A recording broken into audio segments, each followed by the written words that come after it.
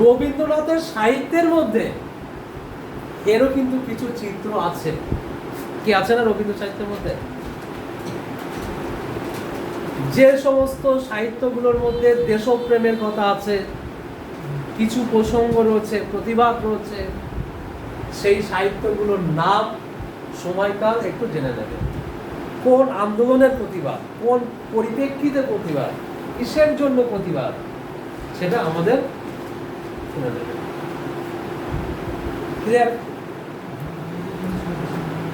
ঘরে বাইরে স্বদেশী আন্দোলন তোমরাই বলছো, গোড়াতে, তাই না? 4 অধ্যায় যেগুলোতে আছে। অর্থাৎ ব্যক্তি রবীন্দ্রনাথের থেকে সাহিত্যিক রবীন্দ্রনাথ, তার সাহিত্যের মধ্যে এই জিনিসগুলো, পাশাপাশি রবীন্দ্রনাথের যে সঙ্গীত, জাতীয় সঙ্গীত জনগণ মন কবে প্রকাশ পায়, কোথায় লেখেন, কোথায় গাওয়া হয়, কোন অধিবেশনে, কংগ্রেস অধিবেশনে গাওয়া হয়েছিল,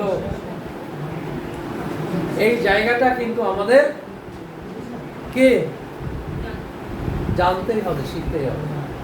সমস্ত তথ্য নিশ্চয়ই ক্লাসে আমরা আলোচনা, এগুলো এখনো জেনারেল পার্ট আমরা করিনি, আমরা অবশ্যই করব। ঠিক আছে, জেনারেল পার্ট আমরা অবশ্যই করব। আমাদের কাছে এই তথ্যগুলো আমরা ক্লাসে নিশ্চয়ই ডিসকাস করব। এগুলো নিয়ে আমি ক্লাস এখনো করিনি, তবে এগুলো মাথায় রেখে দাও। যদি মিসিং হয়ে যায় কোনো কারণে, তোমরা অন্তত স্মরণ করাবে। আর মনে হয় অ্যালবামের মধ্যে তথ্যগুলো দেওয়া আছে তোমাদের, তাই না? আছে তো? যদি আরো কিছু লাগে নিশ্চয়ই জিজ্ঞাসা করবে, আমি পরপর বলে যাবো একদিনের ক্লাসে, সেগুলো তথ্যগুলো তোমরা সব পেয়ে যাবে। এই জনগণ যখনই চলে আসবে, তখনই সঙ্গে কিন্তু ওই বন্দে মাতরম, বঙ্কিমচন্দ্র, আনন্দ মাঠ, এটা চলে আসবে।